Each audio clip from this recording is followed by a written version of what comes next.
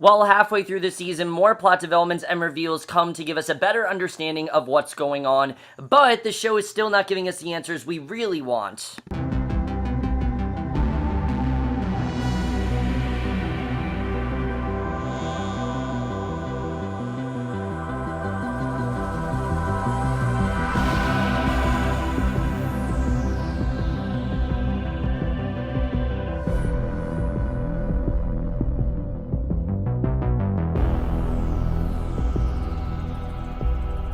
Hey guys, camera for Stranger Things, Season 1, Episode 4, The Body, and holy shit, one episode. I mean, this show just keeps surprising me, I have to say. When you think you have the show figured out and you think you know what's going on, episodes like this come to tell you that you don't fully know what's going on.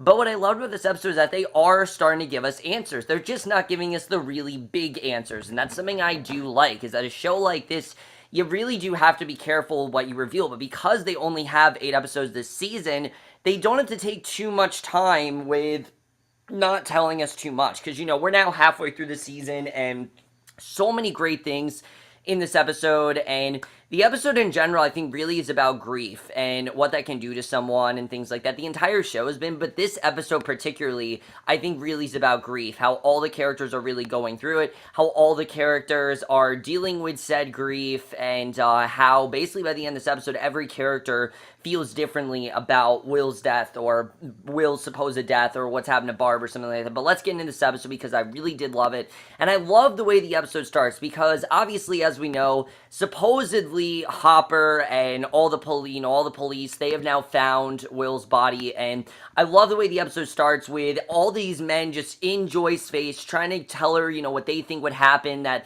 there was a quarry or something happened with this boy. And Joyce just doesn't want to listen because she wants to believe that he's alive. I mean, she was able to communicate with him through Christmas lights. She's able to, kind of communicate with him. So she wants to believe that he's definitely alive. And I love the scene where she's trying to explain to Hopper and Jonathan that she had been communicating with Will before a creature had started to climb out of the wall to chase her. But of course, she sounds crazy. I mean, obviously she sounds kind of crazy because they haven't had this experience. They don't really know what she's talking about. And that's completely understandable why they don't believe her. But she insists that Will's alive and that there's no way that he's dead. And there's actually some really good tension between these two because Hopper's trying to tell her, no, you're crazy, you have no idea what you're talking about. But Joyce makes it a lot more personal, and I really did love how Joyce made it personal, because Hopper starts to remember his daughter, and I can't remember her name, but he starts to remember his daughter and what happened to her. I think her name was Stacy, I'm trying to remember. His daughter, what happened to her, he's trying to remember, and he even tells her that when his daughter died, he felt the same way, he thought that he saw her and that he was communicating with her. So he's basically telling her that all of this communicating with him is simply just a sign of grief, and it's her trying to move on from her son's death. And basically it isn't until Joyce pleads with Hopper to believe her that you can definitely tell that he just can tell that there's definitely something going on, even though he's telling her, look, this is definitely grief. Throughout the rest of the episode, he's kind of confused. He very much is kind of on the fence with whether or not she's actually crazy. And he's also on the fence with whether or not he's actually dead. He feels that there's definitely more to the story, and he definitely needs more evidence, because randomly finding his body, it just isn't really adding up. And that's something I did really like seeing in this episode, is that Hopper throughout the episode is very persistent in figuring out what's going on. I thought that was a great way to start the episode, though. I really did love that, and I just thought in that scene was incredible. This by far was Winona Ryder's best episode. I'll definitely say it. By far her best episode. I love what she did here, and I'm continuing to love Joyce more and more, because Joyce could come across a really annoying character. I think they're just doing a very good job in getting us to understand her and get behind her, and I'm really loving that. So we then see Mike. He's obviously upset with Eleven, mainly because she gave them this false hope that Will is alive, and now they are under the impression that Will most likely is dead. And they had instead been there when the police were called in to pull Will's body from the quarry, and 11 basically is trying to tell him that Will's alive. Now, the way that Will was communicating was very strange. He hears what sounds like Will singing the Clash's Should I Stay or Should I Go, and he's trying to communicate with Will, but nothing happens. But this basically gives Mike hope and proof that, holy shit, Will could actually be alive. And I love that as this is going on, more and more people are starting to think that Will possibly could be alive, and you can see that Will. We know obviously that Will's alive. I mean, it's fairly obvious that Will definitely is alive, and I definitely really did like seeing that. But they end up losing the signal to Will, but Mike thinks that they can get a better signal from their school if they decide to use the AV Club radio, which we'll get to that in a little bit. But I thought that was definitely a very good scene. I really did like the way that was done. I like that Mike is convinced that Will's still alive. So, we did get this really good montage before of Joyce and Jonathan both kind of dealing with Will's death, or Joyce not wanting to believe it, her going in the house, getting like this axe thing, we don't know what she's going to do. I'm like, why are you getting an axe? What are you doing here? And then Jonathan, you see, he's really reeling as well. He's sitting on his bed, he doesn't really know what to do, and I definitely did like seeing that. But Joyce is too convinced that despite seeing the body pulled from the water that the officers and coroner said to was Will, and she's convinced that this definitely is not Will. She knows for a fact. And Hopper's surprised to hear that it was state officials who performed the autopsy on the body. And Joyce asked to see a birthmark on the body, and she storms out convinced as ever that the body she saw wasn't Will's, because obviously they're not giving her any answers. So it's actually very shady what's going on. It doesn't seem like they want to give her any answers, and it's just like, if this was in legit state officials, and these are people that actually looked at the body, I mean, wouldn't you want to look at the body first? I mean, that's something that you probably just should do to make sure that it's the body you're looking for. It's just, it seems really like an amateur mistake, and it really just seems like they're trying to cover something up. And who I think is doing this is Dr. Brenner. I think he really is the one at the head of all this, and we'll get into him in a little bit.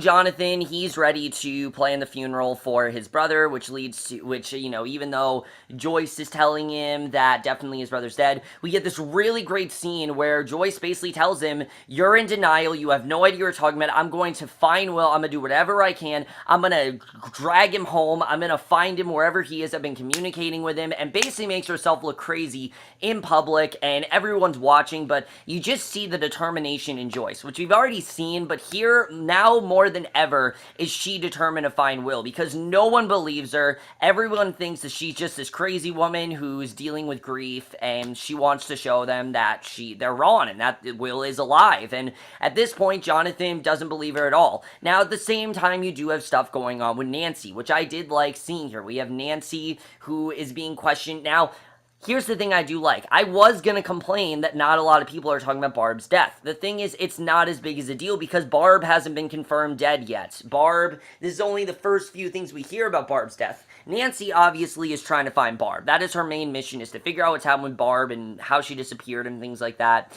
So what she decides to do is she's interviewed by this, she's interrogated by this principal, I think it was the principal, who asks her, what was going on, and did she see Nancy and things like that. And I like the scene where she's talking about her and Steven, because you can clearly tell she doesn't really care that her and Steven hooked up. She doesn't care that they slept together. All she really cares about is finding Barb, and that's something I really do like about Nancy. Nancy, I thought, was going to be a character that was going to become a little bit bitchy, but she's really not. She is convinced, she is 100% invested in finding Barb. That's what she wants to do. She wants to know what, not just finding her, she just wants answers, really. She wants answers, and I love the scene where she goes to Steven, and he just doesn't want to help her at all because his parents, he's worried that his parents are going to find the alcohol or whatever. I mean, that just shows where his priorities are, and that's the big difference between Steven and Nancy. Steven is that shallow teenage character that we see on every other show, while Nancy is this confident, determined,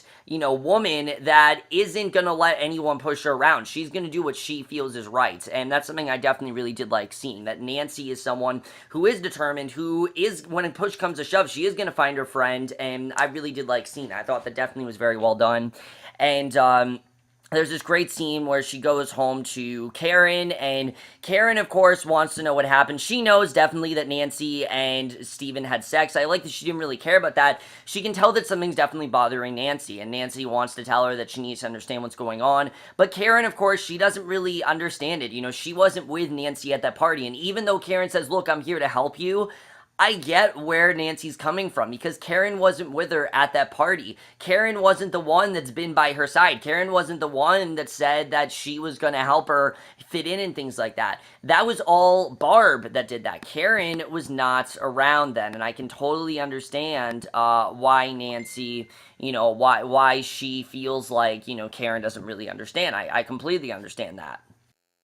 But what ends up happening is Nancy meets with Jonathan, and these two, I think, get really closer than ever in this episode. And I really am liking the relation these two have because they really can relate to each other in many ways. They both have lost something that's very important to them, and it seems like they're really going to come together for that. And she goes to Jonathan, asks him to meets him to ask him about the picture he took of Barb by the pool before she went missing, because we find out that he's a school photographer. That's why he does that.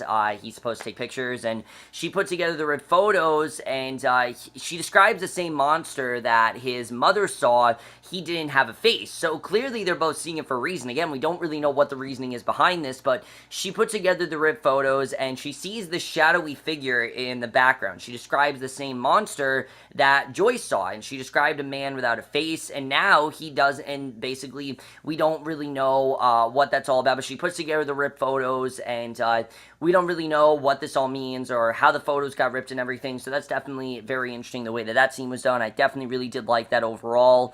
But meanwhile, Mike and the boys, they come up with this plan because the only way they're going to be able to figure out if Will is alive or not is by using the AV Club radio. That's the only way they're going to be able to tell. And I thought this was a really good scene the way they did this. And what I liked about this scene is that there are a couple things I really liked here. Is the fact that we do get to see the boys again, their desperation in trying to find Will and make sure that he's alive and everything. But we also get to see Eleven's side, because Eleven gets to do something in this episode that she hasn't gone to do the entire episode, and that's actually look like a girl, because Eleven hasn't really looked like one. And again, like I said, Eleven's a character that does want to be like a girl. She wants to be a normal girl, but she can't be a normal girl, and that's something that she really wished she could be.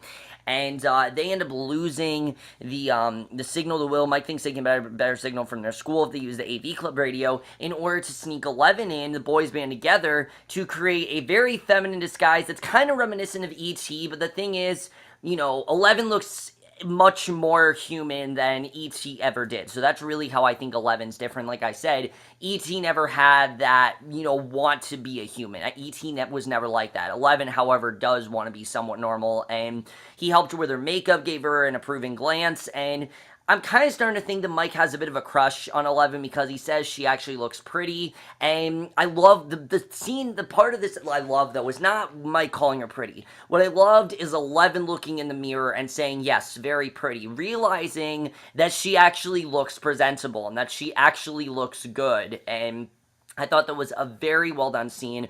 Kind of her, again, imagining what her life could have been like. I definitely really did love that overall. I thought that was a very well done scene. Just 11 scenes in general, I think, are just really well done. And they head to an assembly that's being held to school in Will's honor. And after listening to a couple of they head to the school, and they have to try to be as low key as possible, obviously, because this assembly is going on.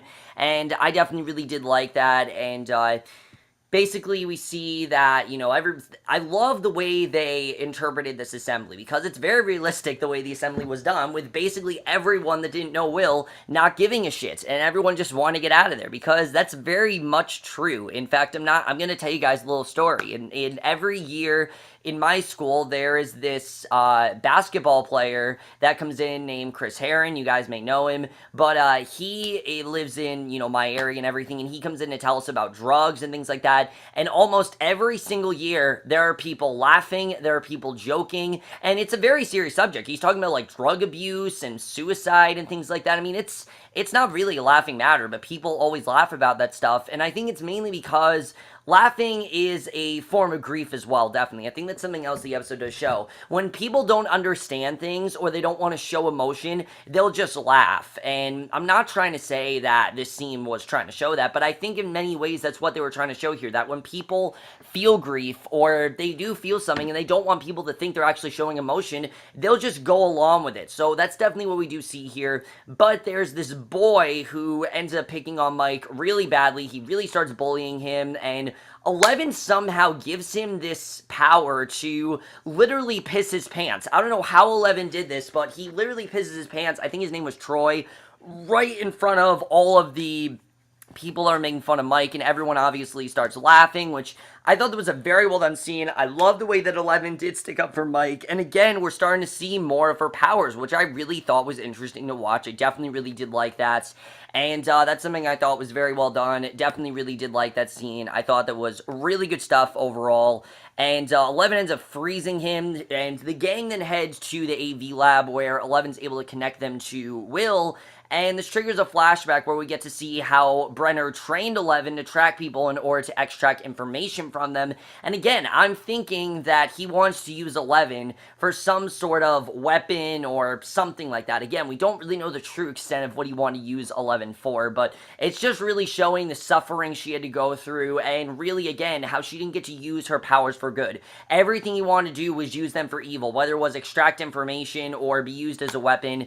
Everything he did, he wanted her to use it for evil, and I really feel like this is the first time she's using it for good. And again, I still kind of under the assumption that she doesn't fully understand all of her powers, and some of the stuff she doesn't really know how to do. This obviously was intentional, but killing, things like that, I think those are things that she's still trying to master, and that's something I'm definitely looking forward to seeing really what's going to happen there. And again, I think it's something that they're just handling very well, is seeing 11 in her powers, how she handles them, can she harness it. She definitely doesn't want to harness it. She's using it to her advantage, and that's something I definitely did like seeing in this episode. So now we get to see something that we have been hinted at since the first episode. If you remember, the very first scene in this episode was not Will disappearing. It was a scientist running for his dear life away from that monster. And that's something I think we've gotten a little bit away from in the past few episodes because they just haven't talked about a lot. But we come back to it here. We see Brenner's workers. They're attached to the security line. He's going to enter into the alternate dimension wherever Will, Barb, and the monster are. Now, we don't know where they are, but it looks like he's being sucked into this really weird, mysterious hole that looks like some sort of like a Venus flytrap or something, and it was swallowing him up, and sure enough, the monster ate him, and Brenner's crew wasn't able to reel him back in time. So again, it's very interesting because he's also disappeared. So now Will's gone, Barb's gone, this guy's gone, and we don't really know what any of this means or what's happening there, but I like that we do have more of an idea. There's obviously some sort of secret portal that Will, Barb, and now this scientist that just went in are, and we'll have to see where that goes, because I think that definitely is going to be very interesting as to, you know, where they are, where that's headed. That's something that I do really like seeing in this episode, and I think we had some really good stuff with that. I definitely really did enjoy that. So the conspiracy is getting more intense with Joyce and Jonathan. Jonathan's still not convinced the body was Will's. And definitely we see this scene where Hopper learns that 6 state officials performed the autopsy on the body. He suspects that something is foul at play. He doesn't really know what it is, but again, he knows that there's definitely something off, and he meets a man at a bar who was the officer who allegedly found the body, and that it's, you know, that it's Will's and everything, and his suspicions are confirmed. After he starts beating him up, he learns the cop was made to say that it was Will, so he pretty much knows that it definitely wasn't Will, because the man gets away before he can get any answers out of him, which I thought was a very well done scene. I love seeing that, again, even though he didn't initially believe Joyce, he's kind of under this assumption that maybe it wasn't Will's, because again, a lot of stuff isn't just connecting. The fact that no one's telling him anything, the fact that everyone's just getting away from him, I mean, this really should be evidence that clearly there's something off here. That body definitely wasn't Will's, and he doesn't really know whose it is, but he knows without a doubt that it definitely wasn't Will's, and that's something I really did like seeing here. So I thought that definitely was very interesting, the way we saw that, and I definitely thought that was a very well done scene. But the key scene in this episode, we see a couple key scenes actually. First of all, we see Joyce. She's going crazy. We definitely see she's telling Will to hide the monster coming back for him, but she starts taking literally a sledgehammer to the wall to get to Will because nothing seems to be happening. She can't get to him for whatever reason, and she realizes that he's not really physically there, but he's right here. So somehow he's communicating with her. We don't really know how, but it's probably because of what 11 and the boys are doing. That's probably why.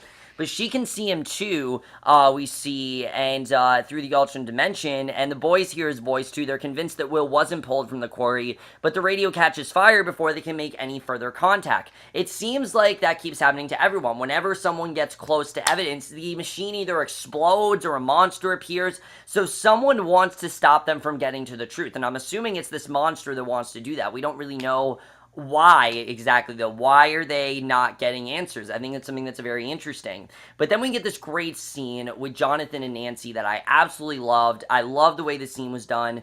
Jonathan and Nancy, we see they are they're in this dark room and everything, and we see basically that Nancy took all the pictures she has of Barb, and she starts to talk to Jonathan about the monster that his mom saw and that he didn't have a face. And she put together the ripped photos, and he sees a shadowy figure in the background. She describes the same monster that Joyce saw, and she described a man without a face. And now he's starting to think maybe his mom isn't crazy. Maybe she's actually onto something. Maybe there actually is. Maybe Will actually could be alive, and maybe there is something that took him. So I like the way that everyone's really starting to believe Joyce. You know, he's not really against her. He just didn't really want to believe it, but now he is believing it, and I definitely really did like seeing them. Like I said, I really do think Jonathan and Nancy, this is something they're going to bond over. They're going to realize that there's a creature after, you know, his brother and her friend, and they're going to try to get after. And I think by doing that, they're going to get closer, and definitely, like I said, I think a relationship is definitely on